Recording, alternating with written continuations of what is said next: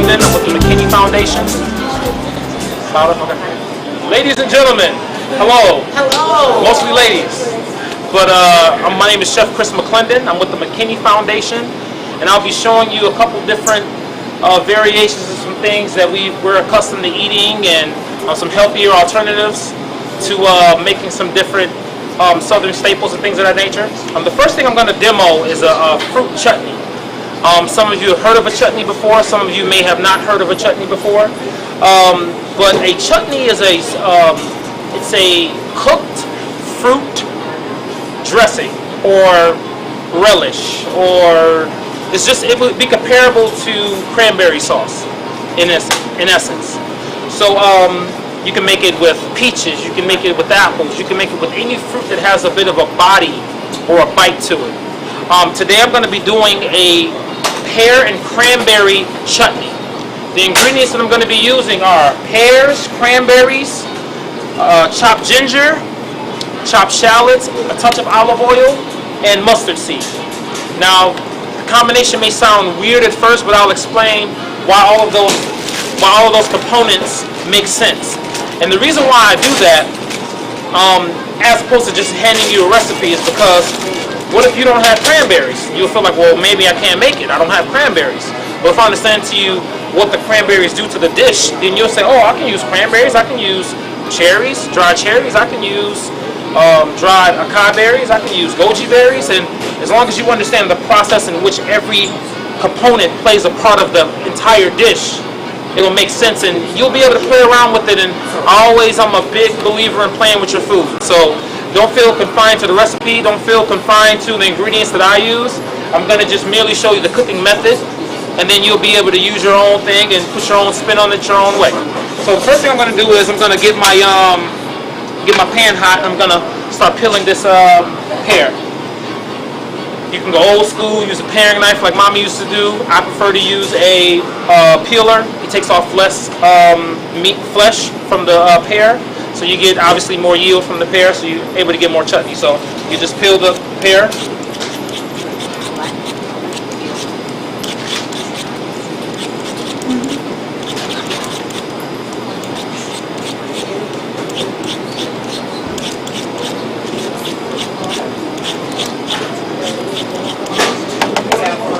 It doesn't have to be perfect. If it's a little skin on it, it's just fine.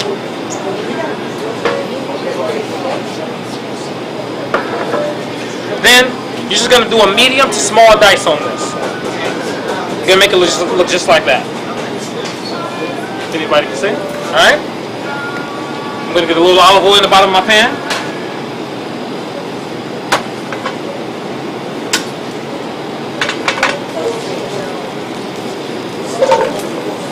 Alright? Get it going. And we're going to let the sugar start to break the pears down. You want the texture of this pear to be soft. You want it to have but a little bite to it. You don't want it to be mushy like applesauce. You kind of want it to be still apple or pearish or peachish or whatever fruit you use, but you don't want it to be completely mush. So I'm just getting a nice little color, a little caramelization. Caramelization in cooking is when basically you take sugar in anything and you put heat to it. So if you're cooking chicken breasts, everything has a little bit of natural juices or natural sugar in it. When you bring the sweetness to the surface and you give it a brown color, it's called caramelization. So if you're cooking onions and it turns brown, it's called caramelization. If you're cooking apples and they turn brown, you're cooking the sugars, the natural sugars in it. It's called caramelization. So I'm caramelizing my pears right now in just a touch of olive oil. You can use the healthiest thing to use personally is I try to stay away from the least amount of oils as possible. But if I do need to use a little bit of oil, I use a little bit of extra virgin olive oil, or I use something like a safflower oil, or maybe even like a sassafras oil. I use palm oil. That's very popular in West African cooking, and I just enjoy the flavors that they blend to the dish. So, okay, so I'm sauteing this, and then I'm going to add my shallots.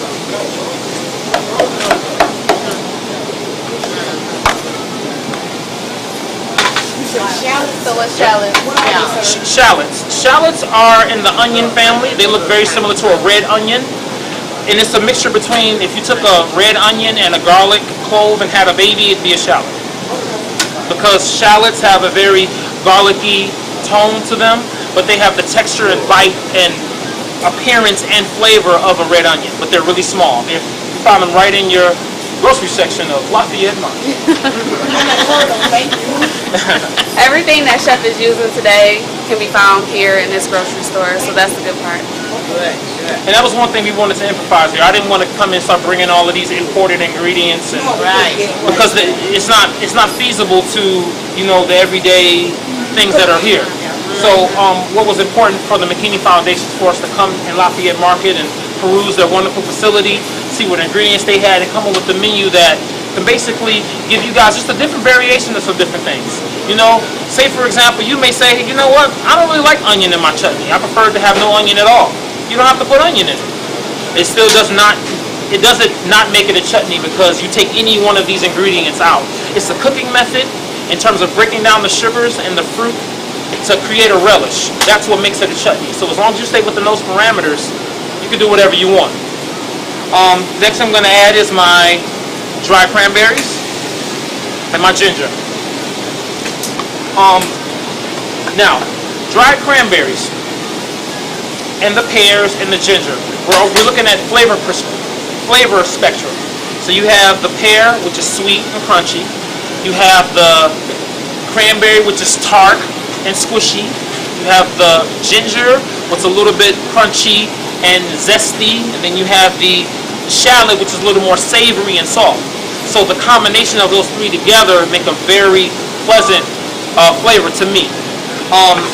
And also, as you're tossing these things, and if you can see, you get a little brownness on the pear. That's the caramelization that you want.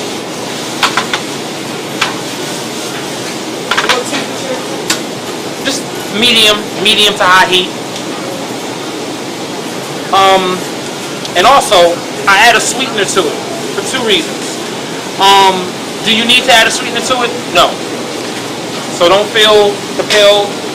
Well, you know, some of us may be diabetic, some of us may have special dietary concerns. You don't necessarily have to add any kind of sweetener to this particular dish. Today I used the gob nectar for this dish, and the reason why I went with the gob nectar because it has the lowest glycemic index of any sweetener on the planet. What do I mean by that? That means that if you're a person that's diabetic and you eat something that is full of sugar, it spikes your blood sugar up. For example, how many of you eaten something sweet before bed and woken up very fatigued and tired, and you never know, like, I got plenty of sweet but I'm still tired? What happens is when you eat something very sweet before bed, you spike your blood sugar, and then when it drops, your metabolism can't stabilize it, so you go from one extreme to the other. So when you wake up, you're groggy and fatigued, and you've been laying there the whole time. It's because it's affected your blood sugar. Now, if you would have eaten something with a low glycemic index, like a agave nectar, it won't spike your blood sugar. It'll stabilize itself, and you won't have to worry about the. See what it looks like. They serve it. There are a lot of different brands of agave nectar. Domino makes one. There's a lot of different variations of it, so don't feel compelled to buy Domino, the brand. Okay, so Chef, you use that if you want a little sugar, but the healthy is that better. Yes. Okay. Yes. Yes. You say that's a sugar substitute? Yes. That is From the agave plant. Yep. Okay. We encourage everybody to fill out their surveys and share your email address, because you can find the recipes through the McKinney Foundation Facebook page, the blog, and through the newsletters that you would get with your email address if you give it to her. If you don't have email, you'll mail it to us. You know what?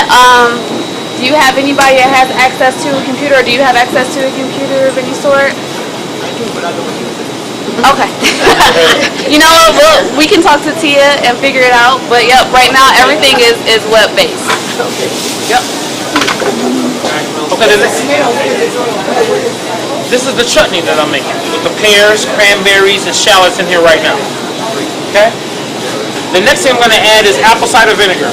Does it have to be apple cider vinegar? Absolutely not. You can add lemon juice. It can be lime juice. It could be red wine. It could be white wine. It could be anything that has a very high acidity. And what that does, that starts to break down it breaks down the body of the fruit. It makes it break down, but not completely turn into mush. And it kind of speeds up the process and adds a bit of a zinginess and sweetness to whatever you're making. So, my acid of preference is apple cider vinegar. You can use organic, you can use regular, whatever most feasible for you. I'm going to add a fair amount. Could you add 2 cups and it still be fine? Absolutely. Could you add 3 cups and it still be fine? Absolutely. So this is the thing that I always love to emphasize. We're all different people, okay? And as we cook our food, I encourage you to do what feels comfortable to you. Because as long as you're doing what feels comfortable to you, you will continue to cook at home, which will keep you out of the fast food restaurants, keep you away from the short order cooking, so that you're able to enjoy a nice home cooked meal without feeling the burden or the stigma that comes along with having to do all of these steps. If you don't like dry cranberries, don't add dry cranberries. If you don't like pears, use apples. If you don't like apple cider vinegar, use lemons. Use whatever you like to achieve the flavor. Okay, so Chef Chris, you saying I can make the same dish, but I don't have to use cranberries, I don't have to use whatever kind of fruit I like. I can revamp it right now. Instead of using pear, you can use apple. Instead of using dry cranberries, you can use yours with peaches and... I'm good with peach. Yep, with peaches, maybe some lime juice with the peaches, and some dried cherries. Yeah, so you can go on and on. And it's pretty much whatever you want. Now, this other thing that I'm adding, mustard seed. It adds a little pop to it. You know how when you ate the chutney, you had that little crunchy little pop to it? That's what the mustard seed does. I love mustard seed particularly for that reason. It doesn't add a mustardy flavor to it necessarily. It adds an essence of mustard, but at the same time giving you a different textural feel. And I don't think that people really realize how important texture plays in how we digest food and how we eat food. Things become more palatable and more pleasurable if they feel good in your mouth. And mustard seed kind of just adds a different texture that gives you a little bit of a variety. You don't particularly eat things with this kind of poppiness to it unless you're eating something like poppy seed or something. But when was the last time we ate poppy seed? You know, that's not something you eat often. So I add that because it definitely adds a one-up to the dish. So I'm gonna add this. And then I'm gonna add my agave nectar. What's that stuff? It's like syrup. This is the agave nectar.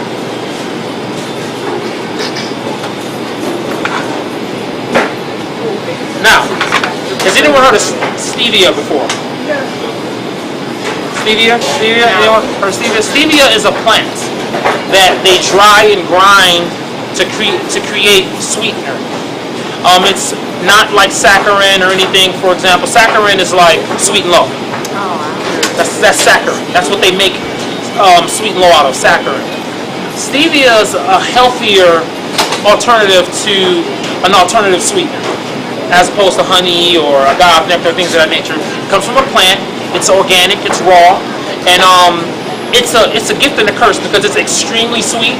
And if you add too much, it'll make your food bittersweet. It's this weird balance between just adding just a little bit to sweeten it, but not going overkill. It's not like sugar where you add it, it just becomes sweeter and sweeter and sweeter.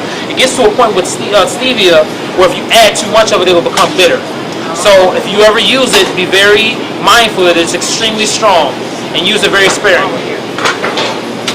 Although Chef Chris is kind of mixing everything together right now, we will have details as far as how much to add on the recipe card, so you can still look at that to determine how much to go about using as far as the products.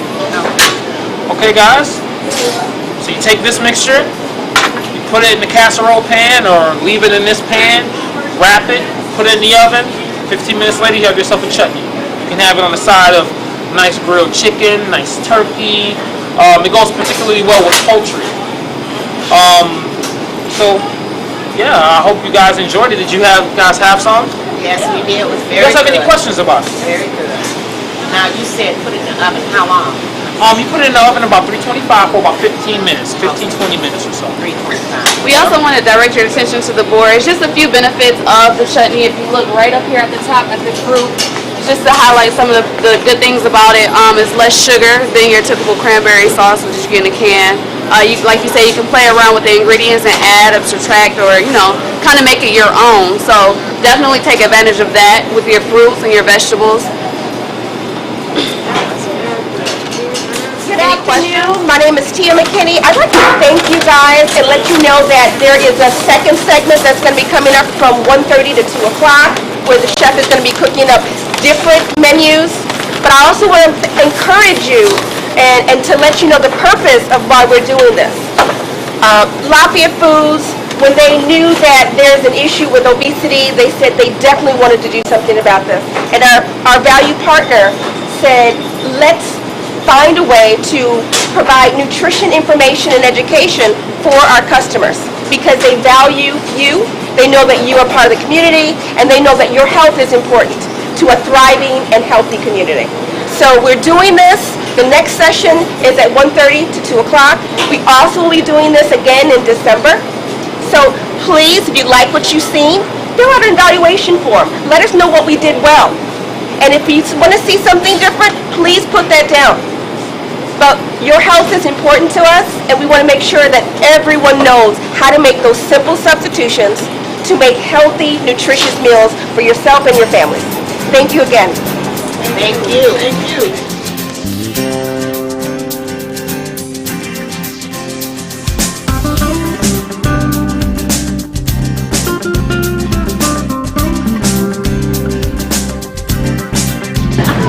All right. Well, I'm sure we're all familiar with Thanksgiving turkey. We've all done it every year. I think that there's a few key points that's very important to making a very nutritious as well as delicious turkey. And typically what I would do is I would brine it. Unfortunately, brining adds a lot of sugar and salt to your product, and it'll still be delicious. However, you do add a little bit of the, you change the nutritional value of it a little bit, because you spike the sodium and you spike the sugar. So, well, my idea is, instead of putting everything inside, put it on top, like most people do. But with this variation, what you do is you take a turkey breast. It can be either on the bone or off the bone. For the sake of conversation in this particular situation, I did it off the bone. So take your breast off the bone, you rub it down with three things: a little bit of olive oil, a little bit of Dijon mustard, and some herbs, salt and pepper, and then you roast it in the oven. 350, 375. Easy peasy, right? Now here's the gotcha. As it's cooking, what happens is it releases juices. Most people let the juices run off, and then at the end you take the turkey out, throw the juice away, or maybe make gravy out of it or something like that. What I suggest that you do is you baste it. You lean it like this and you baste it as it's cooking. Come back in 20 minutes, get a little bit more of the liquid, put it back on there. Halfway through the cooking, you drizzle maple syrup on top of your turkey. Right.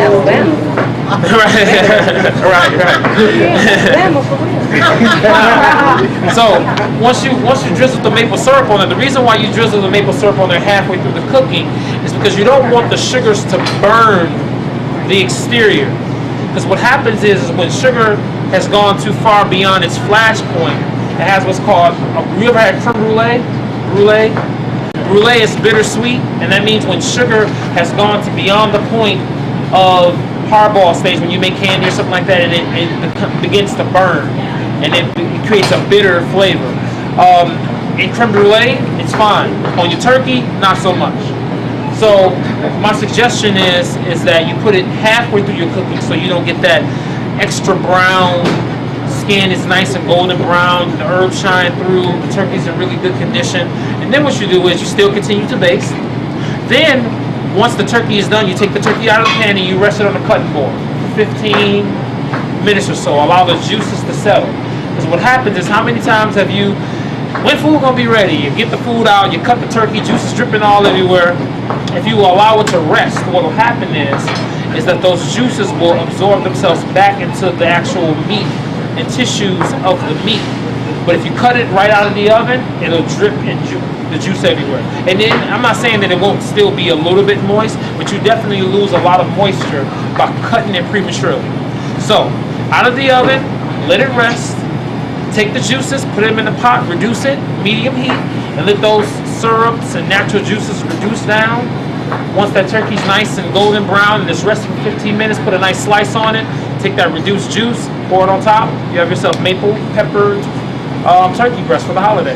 Oh, very Congratulations. good. Yeah. Thank you. You have delicious. Yes, indeed. Thank you.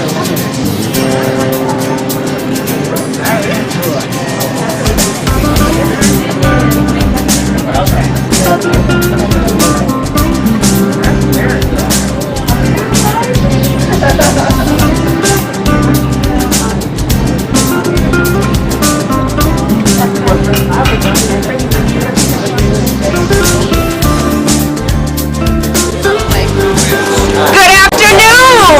Good afternoon and welcome, shoppers. It is 1:30. We've got Chef Chris. My name is Tia McKinney, and I'm with the McKinney Foundation. And we are here because we've launched our campaign to eliminate childhood obesity.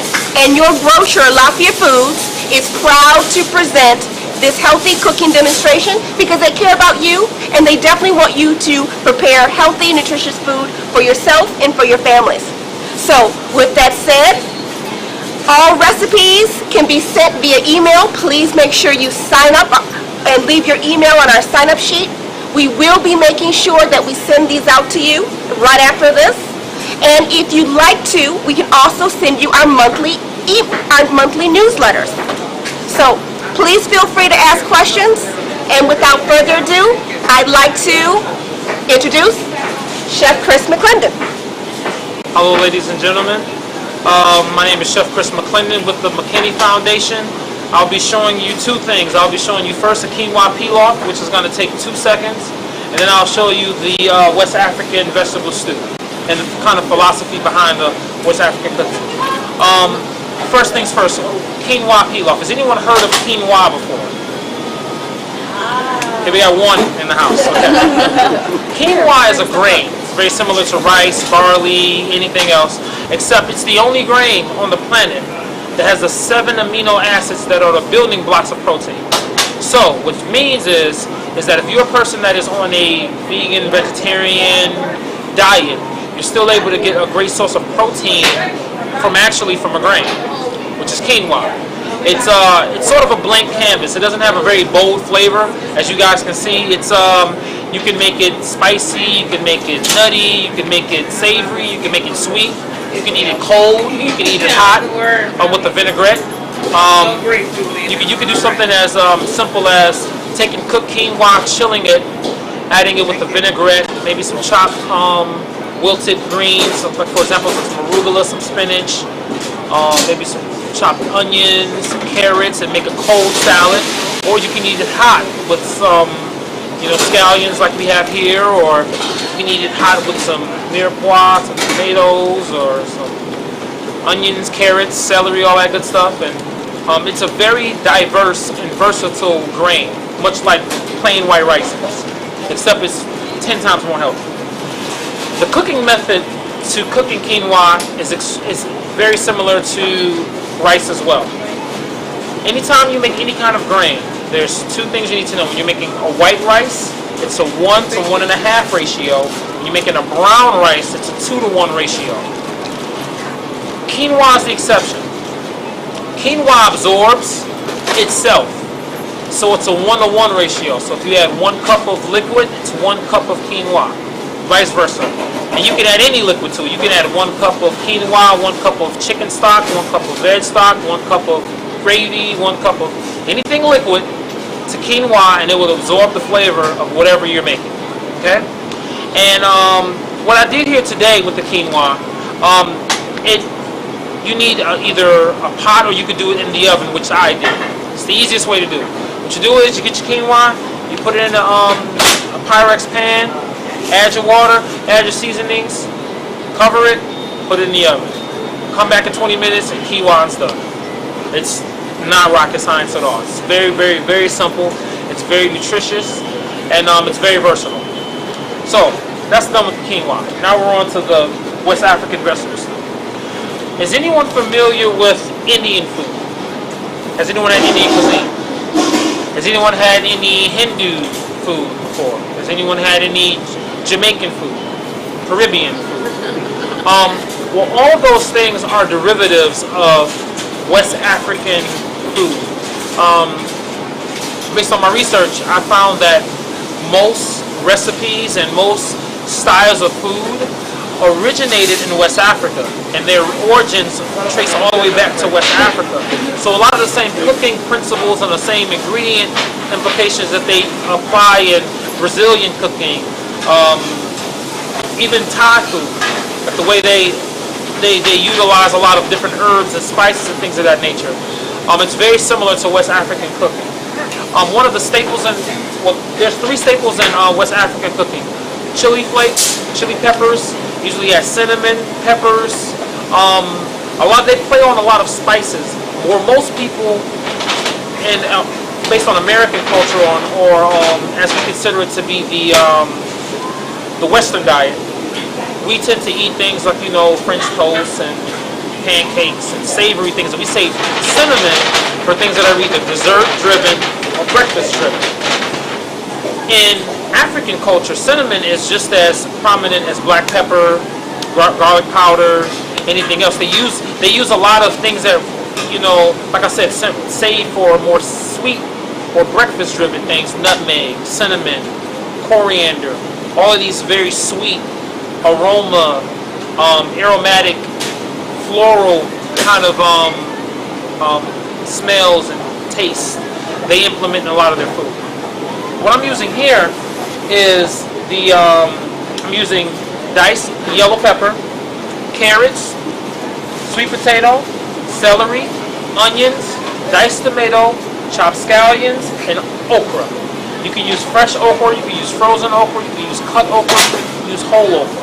We're going to use the okra. What the okra is going to do is bind it all together. How many of you eaten okra before? I'm sure all of us have eaten okra before. Has anyone stewed okra before? I'm sure all of us have eaten stewed okra before. Well, when okra's cooked, it releases that, I'm not going to get all technical, but the slimy stuff that make it all stroke and rope, as they call it in the South. That sticky ropiness, what it does is it coats your palate, and it makes it, and it's a good replacement for those that are on a no-fat diet.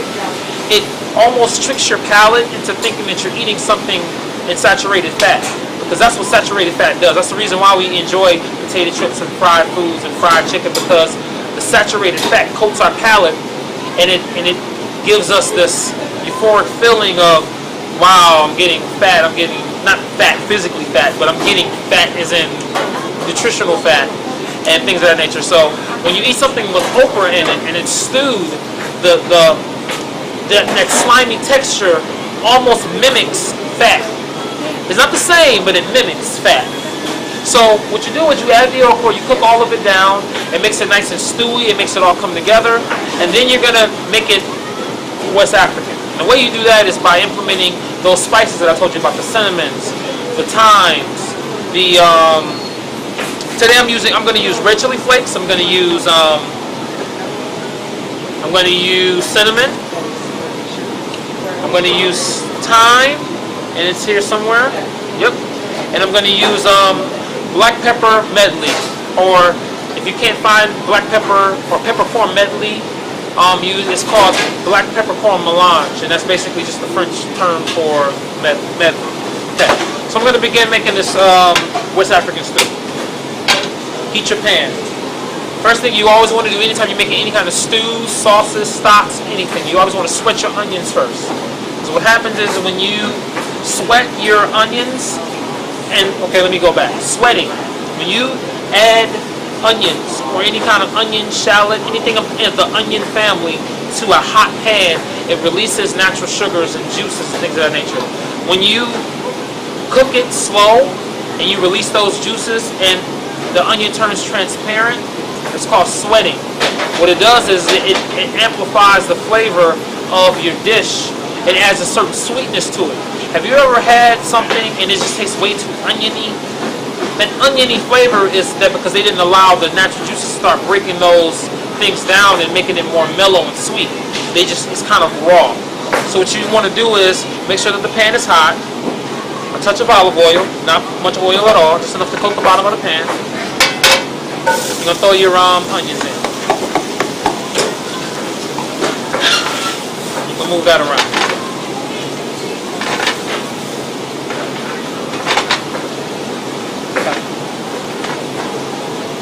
Now another question, how many of us are familiar with, has anyone ever eaten West African food before? Yeah? And now granted, just like any other cuisine, it's not like this dish is the tell-all be-all of West African food. There's a trillion different variations of different things that you can have that are of West African influence. Most of the food that you've eaten, as I stated earlier, in terms of the Indian food has West African influence and all of those other different things in terms of how they use ingredients. So what I'm doing here, as I stated before, I'm sweating my onions. Just for the sake of time, I'm not going to go full throttle with sweating them completely. I'm just going to go about halfway with them. But you can already see now the onions that were white are turning a little bit clear. That's because it's starting to release those juices. And for those that missed the dissertation earlier today, what starts to happen is that as the sugars start to release themselves, and you cook them and saute them, they start to turn brown. That brownness is called caramelization. You need that in terms of imparting flavor into anything that you're making. You want that to start turning brown. You don't want it to start turning black. Brown. And you only want to add just a tiny bit of oil, because if you add too much oil, you'll be frying your onions as opposed to sauteing them. So just a little bit of onion, maybe a teaspoon at the bottom of the pan, just to get the onions started. Once the onions get started, they'll release their own juices to continue cooking. So let that go. You'll start to see it turn brown. As that's going, I'm going to add my celery. Put in my carrots. Just another term. Onion, celery, and carrots in the culinary world is called mirepoix. Anyone heard of mirepoix before? Mirepoix? Okay. Mirepoix is like a soup starter.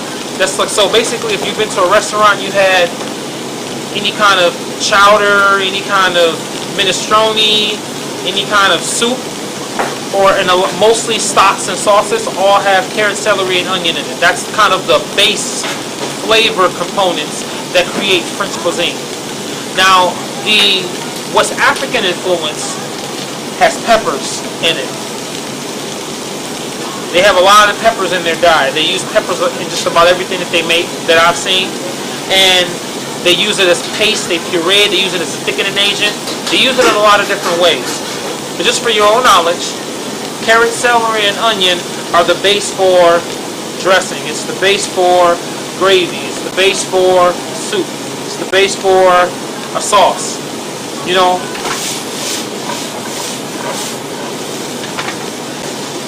so it's very versatile.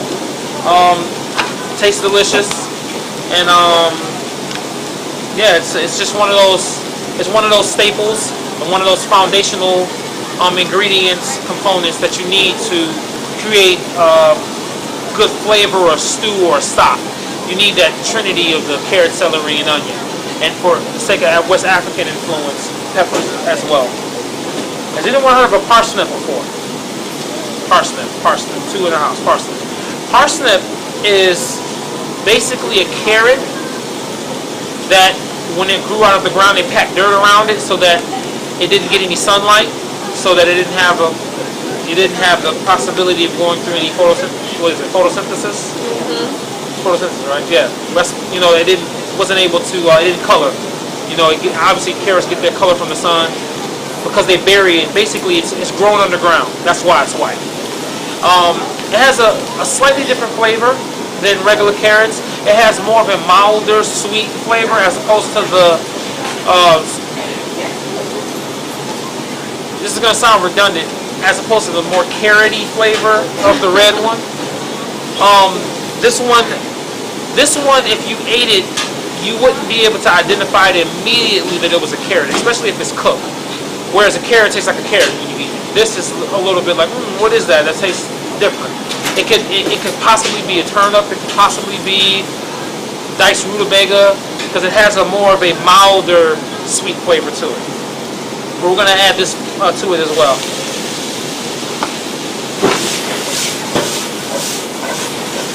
And as you do any research on West African cooking, they cook with sweet potatoes a lot. And Jamaican food, and Indian food, and anything that has West African influence cooks with a lot of sweet potatoes and peppers in their dishes. So I'm adding this to it too.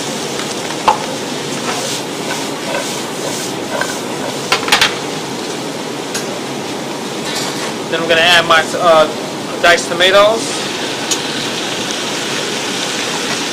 You just move this all around. Let it just be happy together in the pan. And then I am going to add vegetable stock to this. Can you use chicken stock? Absolutely. Could you use beef broth if you wanted to? Absolutely. You need some kind of broth or stock, or if you just want to use water, it'd still come out just fine. But for the sake of the demonstration today, I'm going to use Emerald's vegetable stock. It doesn't have to be Emerald's, it could be anybody that you want it to be. Everything that I'm using here today is indeed sold in this store, so you don't have to feel, well, does it have to be Emerald's, or where do I get it from? It's all sold right here in Lafayette Market. So. We also want to encourage you to fill out the surveys, the evaluations. If you're interested in getting recipes, Facebook, McKinney Foundation, blogs, as well as the newsletter and emails that they send out. Any questions? Does he have the mirepoix there? Yes. Yes. The mirepoix is what I added first. That's the onion, celery, and carrots. Oh, that's the mixture. Yep, the mixture is together is mirepoix. Yep. So if you see it in a recipe and it says mirepoix, it's not like, well, where am I gonna buy that at? I don't know. They don't sell mirepoix at my grocery store. It's just carrot, celery, and onions. That's it. Here you are. Good question. Good question. So you just let that come to a rolling boil, and then what you're gonna do is this. You can do it one of two ways. You can either A, while your onions and celery and carrots and things are going, you can do what I call toasting the spices.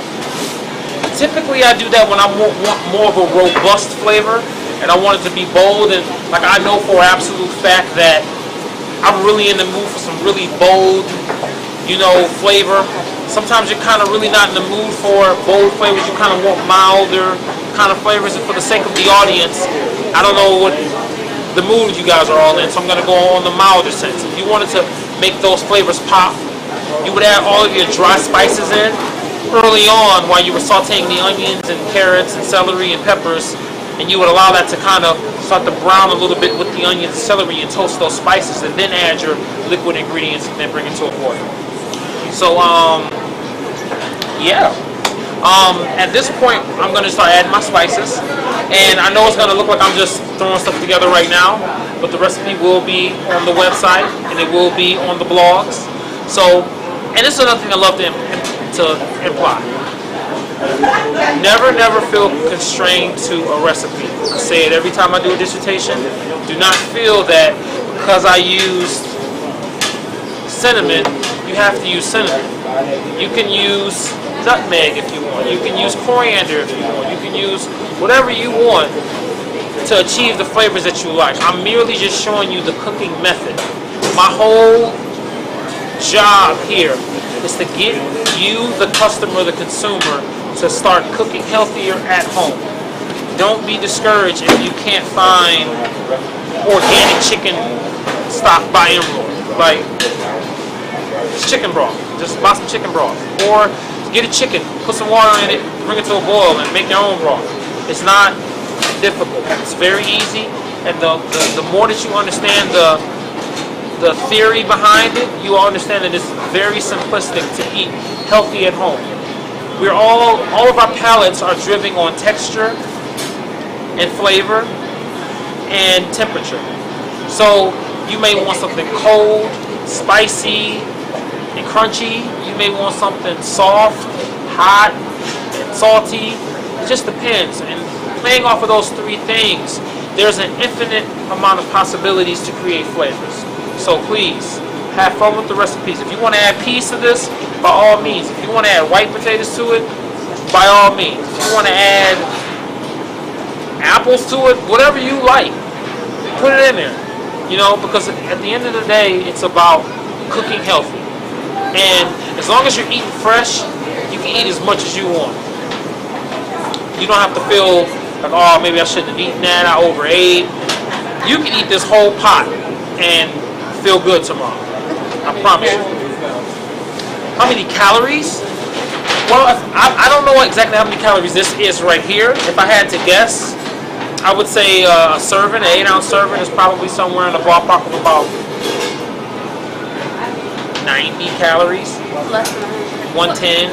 What's the recommendation for serving size? Because that's a good question that you asked. I'd say an 8-ounce serving. A 7 to 8 ounce serving is I guess fair for an adult, maybe. It depends on how you make it as well.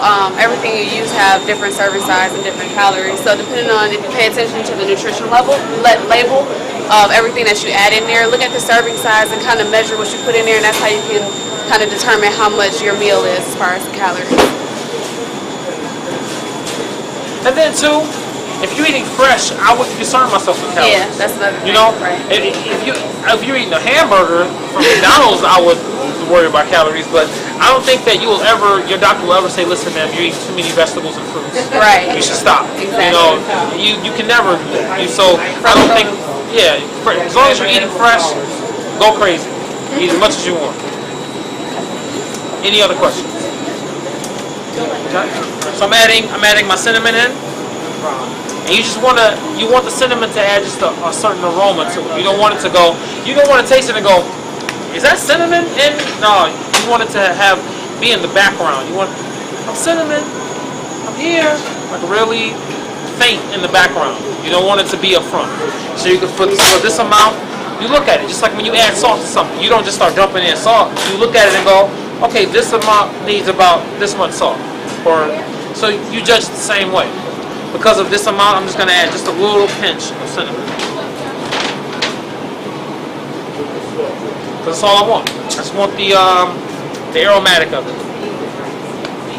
Add some thyme.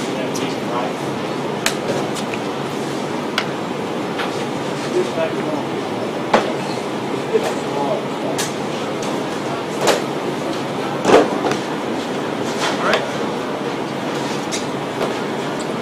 The red chili flake.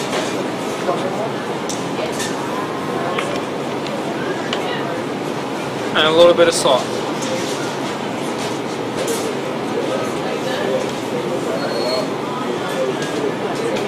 And please, my people, watch your sodium intake. Do not overdo it with the salt. A little bit goes a long way if you cook it the right way.